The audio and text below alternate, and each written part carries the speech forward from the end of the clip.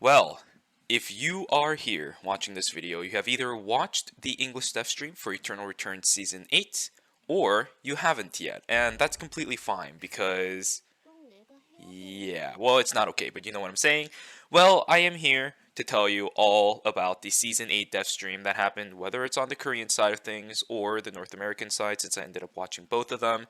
But I'm going to take some time during this video to kind of talk about what the heck to anticipate for season 8, because there has been a lot of information just jam-packed into a very small amount of time for the season's dev stream, and I'm super excited to tell you guys what you can expect out of this one. And this information right here is just mostly all the ones garnered from the Korean dev stream, because I'm recording this before the English one actually went live, and I'll also include the document for the translation that I did for everything on the Korean side of things, just in case the English one misses some of the information, even if it's small things. I have a bunch of I pretty much screenshotted every single slide that was shown on the Korean one, and then had descriptions and translations for pretty much everything. But overall, both of the dev streams are going to be awesome. Hopefully you guys enjoy both of them, and let's get straight into the content for season 8, because there is a lot to cover in a short amount of time. Alright, so to start us off, I'm going to talk a little bit about the logistics part before we start diving into the content, because I think this logistics right here really gives us a broad idea of what Nimble Neuron's future goals are. So I'm going to talk about it really quickly. If this is content from the Korean dev stream, I don't know if the English one has done it. So the three numbers that you guys have to be aware of when it comes to logistics is 4,000, 10,000, and 20,000. 4,000 is the number of concurrent players that we currently have right now. 10,000 was the concurrent number of players at its peak of Eternal Return, and 20,000 was the goal that they wanted to reach when they were at that 10,000 mark. But according to Nimble Neuron, if they want to hit 20,000 concurrent players on Steam at least, they need to have 100,000 users daily. And of course, looking at the charts on our screen right now, we are completely on the far-fetched side of that thing right now. So what has Nimble Neuron done to try to fix this? Recently, we have seen efforts from them to try to continue to reach out to the players to at least let us know what they're thinking in the background. We have seen them try to do a little bit more in regards to player feedback and making sure that we are actually being acknowledged for the things that we are asking for. And a couple of those examples might include stuff like South America coming back, the little dev letters in each of the patch notes, that dev letter in regards to extending Season 7. So there are things that are being done to make us feel better in regards to the game, and that is one of the things that the devs have said, that it's their fault for not doing this earlier on and that they are sorry. So hopefully when it comes to the logistics side of things, we will start seeing this chart rise up, because stuff from Season 8, Season 9, and Season 10, which was also covered a little bit in the Season 8 dev stream, there's a lot to be excited for when it comes to Eternal Return fanbase. So hopefully that works. But now let's start immediately diving into the content that we can expect for Season 8. So, as for the content, I'm going to try to divvy this up into a couple of different topics that Nimble Neuron is going to try to add throughout Season 8. First off, they're going to try to give players a little bit more options in regards to objectives that you're able to do. And to do that, they're going to be doing this through a couple of different ways. First, on the screen here is going to be adding more objectives throughout the map. Now, you can see the text in the yellow. Effectively, what it says is that in night number 1, they're going to increase the amount of meteorites that spawn to 2 instead of regular 1.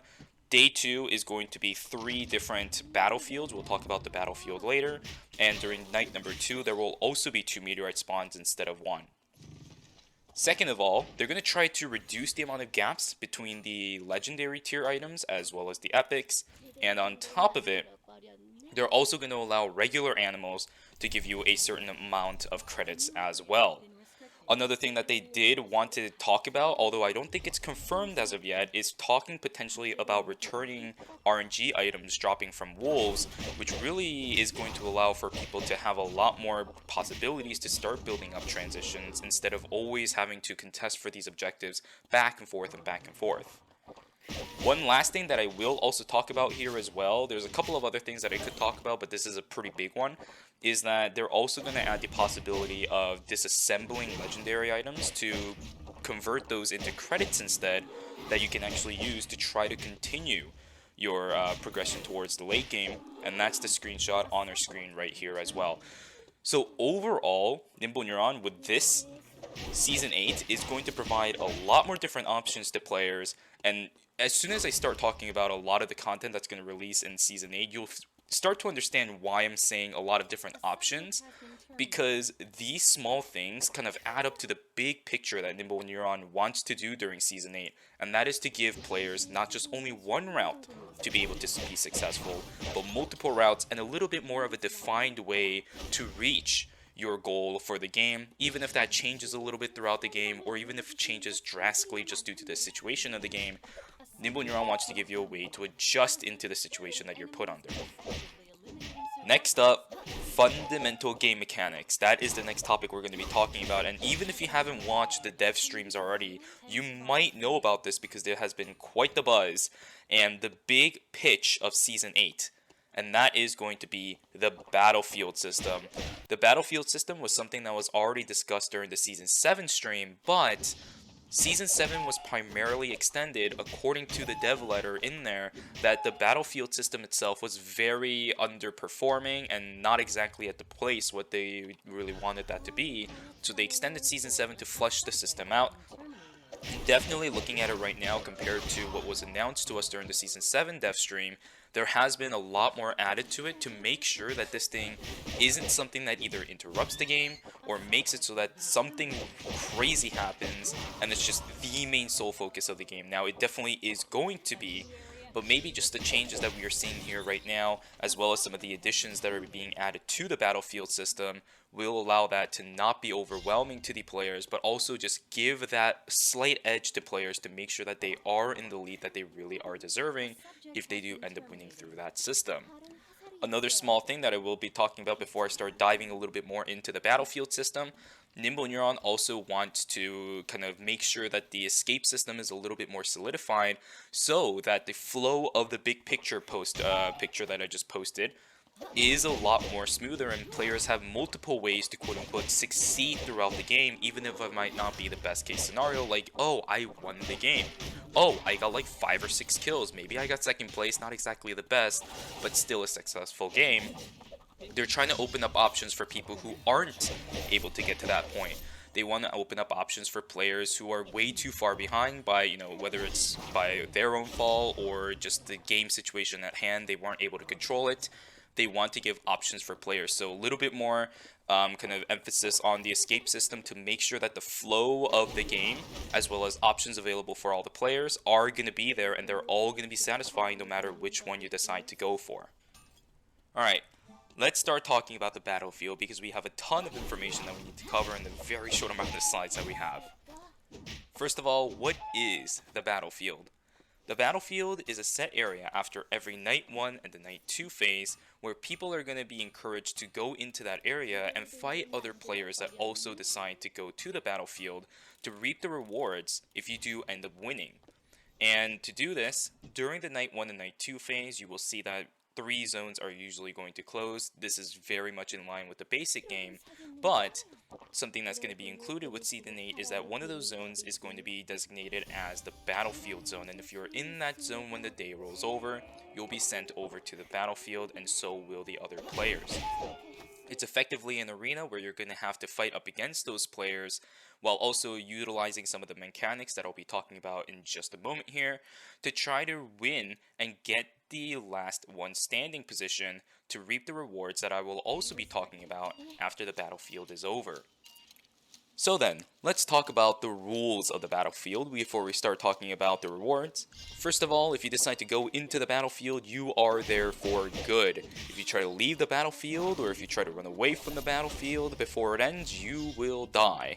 So all you can do is really just kind of sit in there and try to duke it out with the other players. And that means if you try to leave the area of the battlefield in which it is designated, you will die and have to go back to the regular game. So your real option is just to kind of sit there and fight. So just do it, I guess.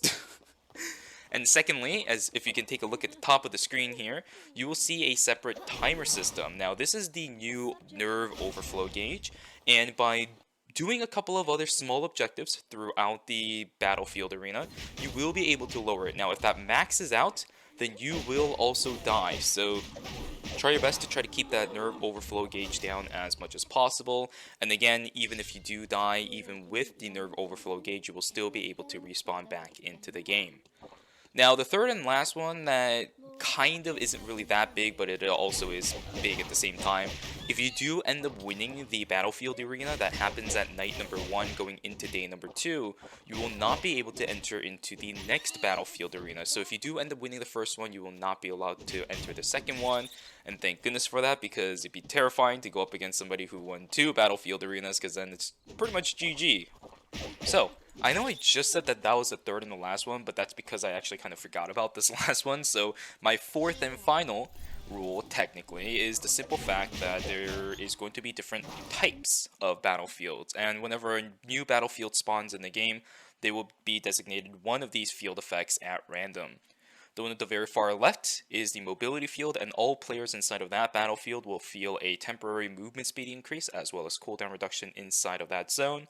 The middle one is going to be the offensive one, where all players are going to feel an increased overall damage as well as additional omnivamp to their kit while inside of the battlefield. And the very far right one is going to be the defensive zone, where all players inside of that one will get a shield upon leaving the combat every 3 seconds. So adjusting to which type of battlefield that you're going to be fighting in is going to be very crucial in making sure that you have the most success out of all the other players that are in it. So try your best to adjust into these, and now let's start talking about the rewards of the battlefield. As for the battlefield, you can see here that if you do end up taking that position as the last man standing in that field, you do get an assortment of items that you can choose. Now, the items on the screen here, of course, you can see that there are an assortment of other items, but you also have those transition items at the very bottom. The main ones we're going to be looking at are the new Mythic Items that will be added into Lumia Island for the default game mode, although we already have a couple of these in Cobalt. We've never had them in the base game yet. Just as a disclaimer for all of these Mythic items, I don't know if all of these are going to be final. Again, these are under development, so things could change rapidly, so make sure you guys keep up to date with patch notes to see what the updated information is with all of these items. However, first up is going to be Arc Reactor. Stats on it, 15% attack speed and 10% cooldown reduction. And when you activate this item, you will be put in stasis for 0.5 seconds, and once dispelled, you will blink forwards in a certain direction. Next up is going to be Clodug Ring. Stats on it are plus 150 max HP and 12% CDR. Now, this is an item a little bit more catered towards team modes, because when you activate this item, you'll be tethering yourself to your teammate, and for a couple of seconds, you will be granting them shields as well as additional movement speed. You also will take a little bit of additional damage in their stead, so definitely much more focused around the team side of things. Next up is going to be Records of a Hero. Stats on it, plus 15 attack power and plus 10 skill amplification, and when you activate this item, you will be sacrificing a certain amount of your health, but after you sacrifice your health, you will enter the pledge form. Now again, I don't know what the official English name of this will be, but when you're under the pledge form, you slowly recover your sacrificed health, and during that duration of you recovering your sacrificed health, you will gain additional Omni-Siphon as well as attack power, and the lower your health is, the more recovery you will get during that duration. Next up is going to be Pushka's Blade. The stats on this is plus 10 attack power and plus 10 skill amplification. When you activate this item, you will deal AoE damage around you, and also steal a certain amount of movement speed from the targets that was hit by it. You also will additionally heal yourself for the amount of damage you dealt, and most likely that's talking about with this item in specific when you activate it. Last but not least, we have Emote. Emote is going to be a drone that follows you around when you summon it, gives you plus 15% attack speed as well as 10% CDR when you equip it, and when you activate it, you are going to be able to summon the Emote robot that grants different effects depending on its current health for about 10 seconds while it's activated. Above 50% HP, nearby enemies will lose up to 50% movement speed so far, looking at the numbers, and when it's below 50% HP, nearby allies will gain a certain amount of HP per second.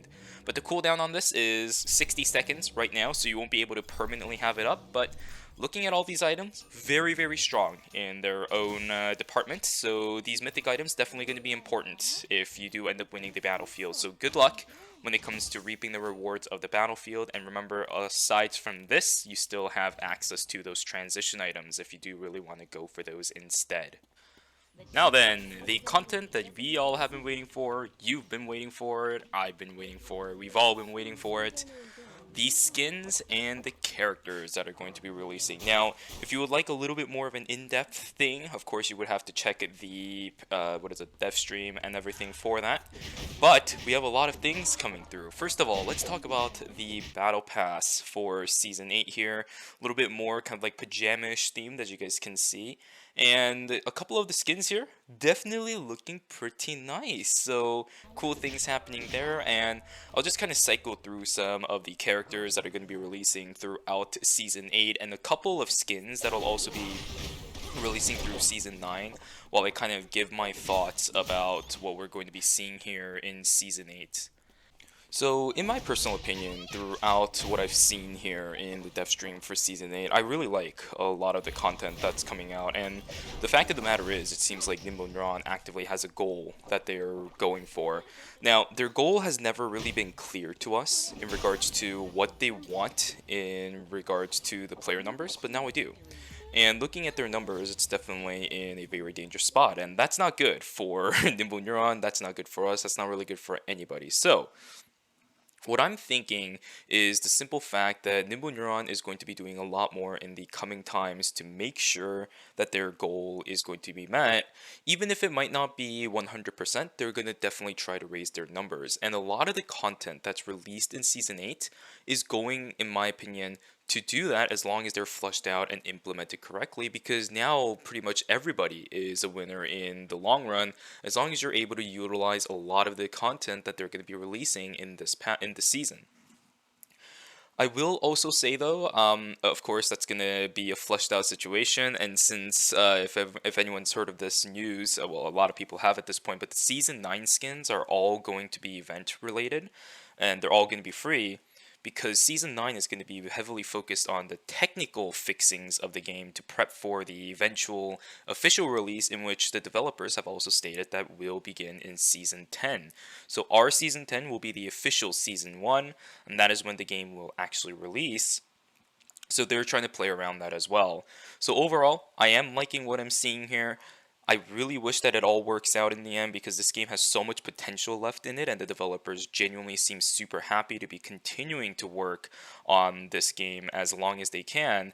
And of course, the community support is going to be there as long as the devs continue to do what they have been doing throughout the course of Season 7, getting better and better and better, making sure that we also know what's happening in the background as well. But I also want to know what you guys think, of course. As always, leave them in the comments down below. But other than that, that is going to be it from me. Hopefully you guys enjoyed this video. I definitely enjoyed making this video alongside watching everything that was happening on the dev stream itself. And right now I'm actually watching the English dev stream as it's happening as of right now while I'm recording this. So a lot of fun things coming to you guys in Season 8. And hopefully I can see you guys on Lumi Island as we try to venture through Season 8 together. Good luck, everybody. And I will see you guys at the next video.